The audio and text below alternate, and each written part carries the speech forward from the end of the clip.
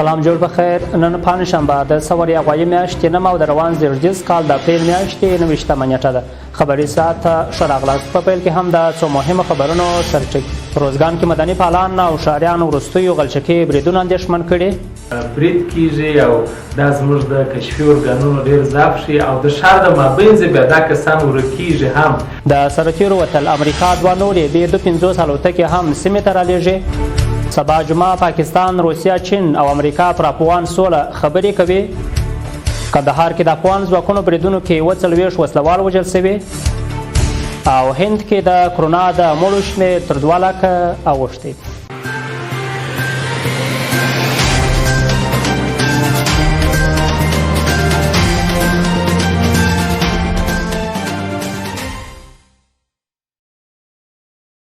درنو لیدونکو بیا هم ښه راغلاست. خبري ساعت درته زه خان محمد سیال وړاندې کوم.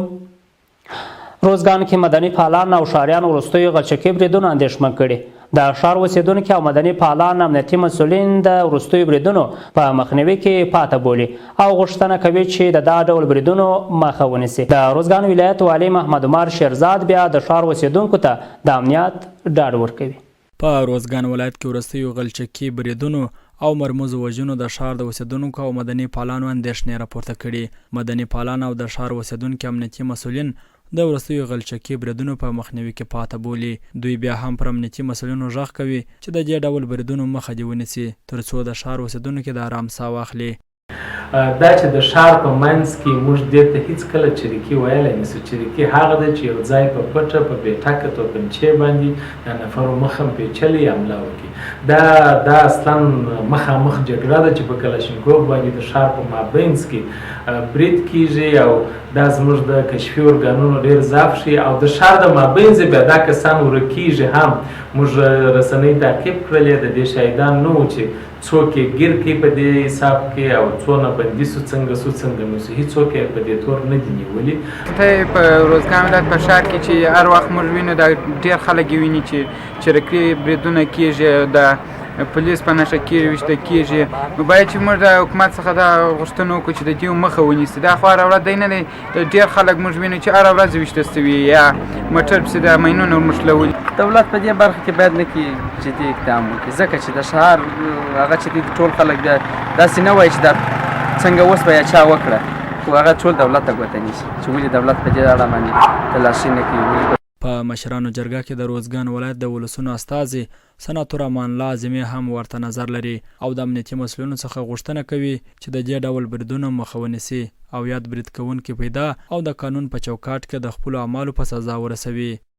غوښتنه مې دا ده چې د دې شهیدانو د قاتلینو پوښتنه وشي او دا حکومت او نظام دا خلک په ګوته کې پیدا کړي او د قانون منګولو ته وسپاري. د دوی سره قانوني چلند چې هغه په قرآن عظیم شان کې هم ذکر شوی دی، په اساسي قانون کې هم چې هغه قانوني چلند ورسره وشي چې د نورې مندې برې نشي، نور ځوانان شهیدان نشي پر دغه لار باندې دغه د وژنې نورې پای ته ورسېږي. د روزګان ولایت والي محمد عمر شیرزاد د ښار ټولو اوسېدونکو ته د امنیت ډاډ ورکړ او ویل چې ټول امنیتي ځواکونه به په خپل پوره توان سره د دې ډول بریدونو مخه نیسي. تاسو پوهېږئ چې دښمن او وسلوال مخالفین د ډول تاکتیکونو څخه کار اخلي. د خلکو په منځ کې د عامو خلکو په منځ کې د ماینونو انفجار او دوی کوشش کوي چې یو دهشت او وحشت رامنځته کړي، خلکو ته ډار او وهم پیدا کړي. ولې زموږ امنیتي او دفاعي ځواکونه زموږ د استخباراتو شبکې په پوره ډاډ او اطمینان باندې کار کوي، هلې ځلې کوي چې دغسې پیښو مخنیوی وکړي. تر ډېره حده پورې الحمدلله په ترینکوټ کې د دغسې موضوعاتو مخنیوی شوی دی. مجرمین نیول شوي، د قانون منګولو ته سپارل شوي دي. لا به ډېر کوښښ کوي. موږ په دې اړه شهریانو ته اطمینان ورکوو چې په خپل پوره کوښښ په خپل توان او کوښښ باندې به هلې ځلې کوو تر څو د دغسې پیښو مخنیوی وشي. او زه ښاریانو ته ډاډ ورکوم چې دې حق د هیڅ تشویش نه کوي او د دغسې موضوعاتو مخنیوی به کېږي. د یادونې وړ ده چې 2 ورځې وړاندې غازي امان الله خان څلورلارې ته څیرمه د خاص روزګان ولسوالۍ پر مخکني قومندان ملا صمد وسلوال برید وسو چې په یاده پیښه کې ملا صمد او د هغه یو ساتونکي ټپي هم سو. عبدالمطلب ظفري، پیوستون رادیو ټلویزیون، ترینکوټ.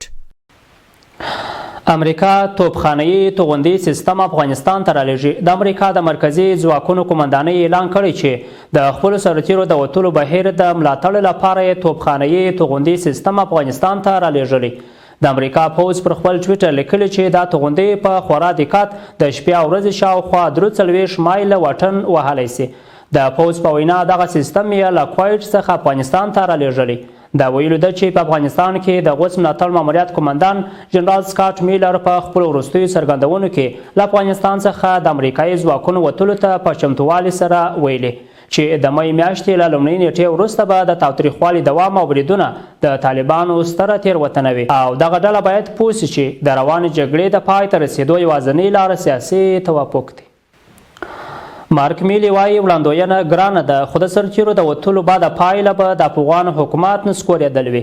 د امریکا د وسلوالو ځواکونو لوی درستیز ویلي چې له افغانستان څخه د امریکایي سرتیرو تر وتلو وروسته ګرانه ده چې د دغه هیواد د برخلیک په اړه وړاندوینه وسي. نوموړي پرون په واشنګټن کې یوې غونډې ته ویلي چې له افغانستان څخه د ځواکونو د وتلو تر ټولو بعد پایله به د افغان حکومت نسکورېدل وي. هغه زیاته کړې چې پینټاګن به د بایډن له سپارښتنې سره سم امریکایي سرتیرې د سپټمبر میاشتې تر 11مې له افغانستان څخه وباسي خو دا چې وروسته به بیا څه پیښیږي دوی وړاندوینه نشي کولی. نوموړي د خپلو خبرو پر دوام ویلي چې که چیرې چارې ښې مخته ولاړې سي نو د افغان حکومت او طالبانو ترمنځ به سیاسي جوړجاړی وسي او که داسې ونه سي تر ټولو بده خبره به دا وي چې ښایي افغان پوځ او حکومت ړنګ سي او په دې سره به یو بشري ناورین ته لار هواره سي. بیا هم د سرتیرو د وتلو په تړاو امریکا 2 نورې B-250 الوتکې هم افغانستان ته رالېږي. د امریکایي پوځ مرکزي قومندانۍ په خپره کړې اعلامیه کې ویلي چې د العدید په هوایي اډه کې 2 نورې B-250 غورځونکې الوتکې ځای پر ځای کړي چې د اړتیا په صورت کې به په افغانستان کې عملیات ترسره کوي. امریکایي چارواکي وایي دغه الوتکې په دې موخه ځای پر ځای کېږي چې له افغانستانه د سرتیرو د ایستلو پروسه په ډاډمنه فضا کې بشپړه سي او د یادو الوتکو او نورو اړینو اقداماتو په ترسره کولو به د هر ډول احتمالي خطر مخه ونیسي. سبا جمعه پاکستان، روسیه، چین او امریکا پر افغان سوله خبرې کوي. سبا جمعه 4 هیوادونه د افغانستان د سولې پر مسله خبرې کوي. د روسیې د ټاس خبري اژانس د راپور له مخې ټاکل شوی چې سبا جمعه د اپریل په 13مه د امریکا، روسیې، چین او پاکستان استازي د افغانستان په اړه د توریکا د کنفرانسونو په چوکاټ کې سره جرګه سي. دغه روسیې اژانس د افغانستان لپاره د روسیې د ولسمشر د ځانګړي استازي زمیر کابلوف له خولې لیکي چې په دې غونډه کې د روسیې له لورې د پخپله د امریکا له لورې زلمی خلیلزاد او د چین او پاکستان استازي ګډون وکړي. په دې غونډه کې به د افغانستان د سولې په روانه پروسه او راتلونکي وضعیت خبرې کیږي او کابلوف ویلي له دې لیدنې مهمه موخه دا ده چې د سولې په بهیر کې خوځښت رامنځته سي او د ستونزو د حل لپاره هر همکاري وسي. د طالبانو لیک له سیاسي څیرو یې د مستقیمو مذاکراتو غوښتنه کړې. طالبانو ځینو افغان سیاسي څیرو ته د مستقیمو مذاکراتو په موخه لیکونه استولي. رسنیو ته باوري سرچینو ویلي چې طالبانو غوښتي په انفرادي توګه له ځینو سیاسي څیرو سره لیده کاته ولري چې له همدې امله یې دوی ته لیکونه استولي او له دوی د مذاکراتو غوښتنه هم کړې. په دې ډله کې یو مهم د ملي مصالحې عالي شورا رئیس ډاکټر عبدالله دی چې د طالبانو لیک ورته رسېدلی. د نوموړي ویاند فریدون خوزون د لیک رسېدل تایید کړي خو وایي له طالبانو سره د سیاسي څیرو انفرادي مذاکرات د هیواد په ګټه نه دي. د په خبره طالبان په دې توګه غواړي د جمهوریت په لیک کې دریځ پیدا کړي او د افغان حکومت د مذاکراتي ډلې موقف کمزوري کړي. د حکومت ځینو نور چارواکو هم په څرګندونو کې دا د نفاق راوستو لپاره د طالبانو هڅه بللې ده. د بشري حقونو خپلواک کمیسیون وایي ملکي تلفات ډېر سوي، ښکېلې خواوې دې تاوتریخوالی کم کړي. د افغانستان د بشري حقوقو خپلواک کمیسیون یو ځل بیا پر ښکېلو لورو غږ کړی چې له جګړو لاس په سر سي او د سولې لار خپله کړي. دغه کمیسیون د وردګو په جلریز او سیدآباد ولسوالیو کې وروستیو ملکي تلفاتو ته په اشارې ویلي چې د جګړې ښکې لوري د ملکي وګړو د خوندیتوب لپاره هیڅ راز پاملرنه نه کوي او د روانې جګړې تر ټولو ستر مالي او ځاني زیان ملکي وګړو ته اوړي. دغه کمیسیون پر طالبان او حکومت غږ کړی چې مذاکرات چټک کړي او د جګړو کچه دې راکښته کړي. او چا وایي 50 سلنه افغان ماشومان د خوارځواکۍ له ګواښ سره مخ دي. د ملګرو ملتونو د همغږۍ دفتر یا او چا ویلي چې په افغانستان کې د بیکارۍ د کرونا وایروس له امله د غذایي خوندیتوب نشتوالی او د خوراکي توکو د بیو لوړوالي له امله افغان ماشومان له خوارځواکۍ سره مخ شوي او چا د اندېښنې په څرګندولو سره ویلي چې په افغانستان کې د غذایي خوندیتوب په اړه تازه ارزونې ښیي چې څه باندې 14 میلیونه افغانان د خوړو له سختې ناامنۍ سره مخ دي. شاوخوا 10 میلیونه د خوړو د خوندیتوب له پلوه په ناورین کې او 402 میلیونه په بیړني حالات کې ژوند کوي. د او چا د تازه معلوماتو له مخې اټکل دی چې په 2021 کال کې به 50 سلنه افغان ماشومان له خوارځواکۍ سره مخ شي. کندهار کې د افغان ځواکونو بریدونو کې 40 وسلوال وژل شوي. وسلوال تېره ورځ د کندهار په خاکریز، ژړۍ او میوند ولسوالیو کې د افغان ځواکونو بریدونو کې وژل شوي. په کندهار کې د 215 اتل کلي اردو ویان جګړن یحیی اولوي وایي چې په هوایي او ځمکنیو بریدونو کې نه نور وسلوال ټپیان شوي هم دي. اولوي وایي په وژل شوو کې د طالبانو 2 قومندانان هم شامل دي. خپل وسلوال طالبانو بیا تر اوسه په دې اړه څه نه دي ویلي. بلخوا چارواکي وایي غزني کې 50 وسلوالو ته مرګ ژوبله اوښتې. د غزني ولایت امنیتي چارواکي وایي افغان امنیتي ځواکونو د تېرې شپې راپدې خوا د مرکز په بیلو ساحو کې یو لړ عملیات ترسره کړي چې په پایله کې 50 وسلوالو ته مرګ ژوبله اړولې. یاد هوایي او ځمکني عملیات د یو لړ سیمو د تصفیې په موخه ترسره شوي دي. له تېرې شپې راپدې خوا د غزني ولایت مرکز اړونده په ځینو ساحاتو کې لکه ارزو خورد او کلان او همدارنګه د سپندې، کلای کازي او ځینو نورو سیمو کې د امنیتي ځواکونو، هوایي ځواکونو او ځمکني ځواکونو لوري عملیات شروع شوي دي تر څو همدغه سیمې د وسلوالو له شتون څخه پاکې کړي. د دوی پټنځایونه په نښه شوي دي چې تر دا مهاله پورې د دوی 50 په شاوخوا کې مرګ ژوبله اوږدې ده. همدا نن شپه دوی د غزني ولایت خواجه جمهوریو په ولسوالۍ باندې هم نښت رامنځته کړی و چې خوشبختانه تر 10 زیات د دوی وسلوال وژل شوي دي. جسدونه د جګړې په ډګر کې پاتې دي او همدارنګه د دې اړونده یو شمېر وسلې او مهمات هم د افغان امنیتي ځواکونو لاسته لوېدلي دي. عملیات شروع شوي دي چې انشاءالله همدغه عملیات له مرکزه وروسته ولسوالیو ته غځېږي. درنو لیدونکو بهرني خبرونه هم لرو تر لنډې دمې وروسته.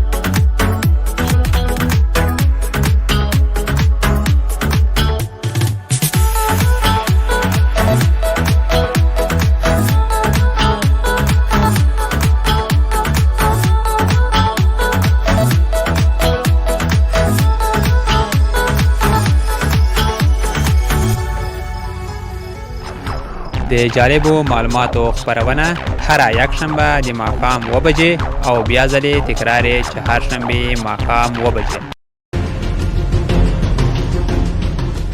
د پیوستون رڼا ټولنیزه خپرونه څنګه کېدای شي چې ځوان په خپل ځان باندې باور ولري او په خپل ځان باندې باوري اوسي؟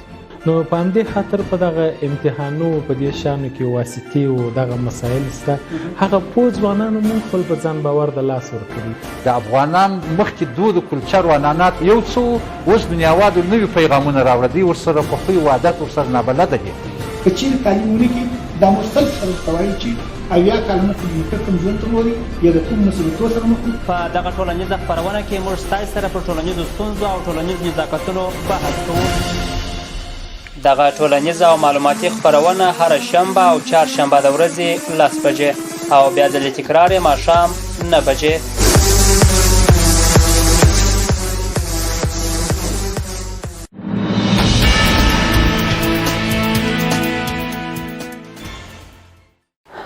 بیا هم ښه راغلاست. اوس هم څو بهرني مسایل. ایران حوثي یاغیانو ته ویلي له سعودي عربستان سره مذاکراتو ته کښینئ. ایران په یمن کې حوثي یاغیان هڅولي چې له سعودي عربستان سره مذاکرات پیل کړي. د راپورونو له مخې د ایران د بهرنیو چارو وزیر د حوثي یاغیانو له لوړ پوړي مرکچي سره کتلي دي او له نوموړي یې غوښتي چې جګړې کمې کړي او له سعودي عربستان سره مذاکراتو ته کښیني. د په خبره د یمن جګړه یوازې د خبرو له لارې ختمېدای شي.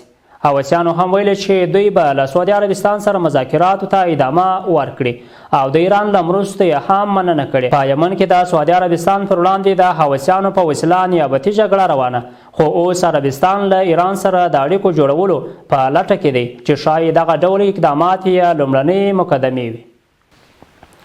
او په هند کې د کرونا د مړو شمیر تر 2 لکه اوښتی. د هندي دولت له لورې د کرونا ضد واکسینونو د ترلاسه کولو لپاره د انلاین نوم ثبتونې له هڅو سره په یاد هیواد کې د دغه وبا له امله د مړو شوو کسانو شمیر تر 2 لکه اوښتی دی. د تازه راپورونو له مخې تر اوسه په دغه هیواد کې په کرونا د اخته کسانو ټول شمیر 13,378,000 کسانو ته رسیدلی. روغتیايي کارپوهانو بیا ویلي چې د مړو شوو او ناروغو کسانو شمیر تر هغه ډیر دی چې راپورونه یې ورکول کیږي. درنو لیدونکو د هوا حالاتو د لیدو لپاره زموږ ملتیا وکړئ.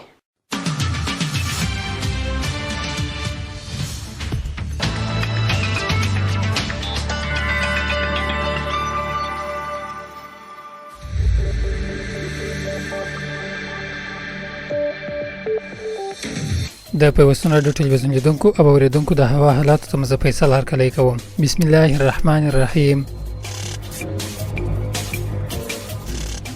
کابل اسمانځای ځای ورځ د تودوخې لوړه درجه 24.14.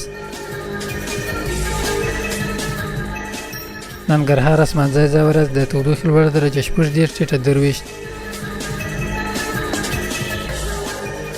بلخ اسمانځای ځای ورځ د تودوخې لوړه درجه 33.22. هرات اسمان ورځ د تودوخې لوړه درجه 1.14. کندهار اسمانځای ځای ورځ د تودوخې لوړه درجه 14.21.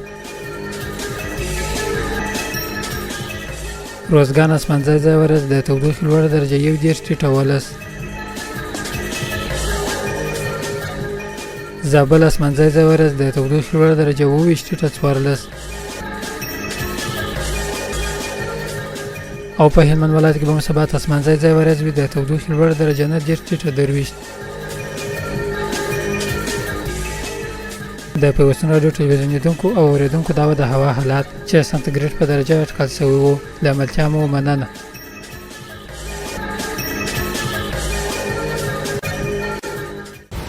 درنو لیدونکو له تاسې مننه چې خبري ساعت مو راسره تعقیب کړئ. د نن لپاره مو خبري ساعت همدومره و. تر بیا ښې چای.